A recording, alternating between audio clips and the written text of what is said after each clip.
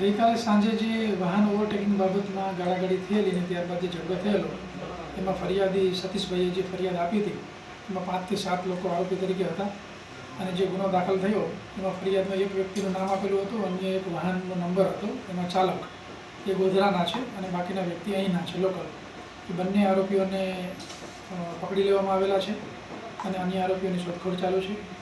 એ સિવાય રાત્રે આ ફરિયાદને અનુસંધાને બંને કોમના ટોળા મોટી સંખ્યામાં પોલીસ સ્ટેશનની સામે એકઠા થયેલા અને એ જે નુકસાન કરવાની અને કાયદો વ્યવસ્થાનો ભંગ કરવાના જે પ્રયત્નો થયેલા આ બાબતે પોલીસે તાત્કાલિક પગલાં લઈ અને બંને ટોળાઓને વિખરેલા અને ત્યારબાદ ટોળાઓ દ્વારા જે કંઈ ગુનાહિત કૃત્ય કરવામાં આવેલું છે એ બાબતની ફરિયાદ સરકાર તરફે દાખલ કરવામાં આવેલી છે.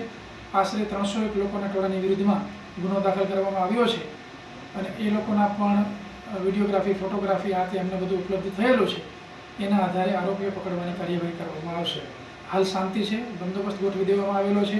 અમદાવાદ, આણંદથી પણ બંદોબસ્ત મળેલ છે અને ગાંધીનગરથી પણ અમને SRPની કંપની મળેલી છે. એટલે બંદોબસ્ત સરસ રીતે ચાલે છે, ચુસ્ત બંદોબસ્ત છે અને બિલકુલ શાંતિ છે.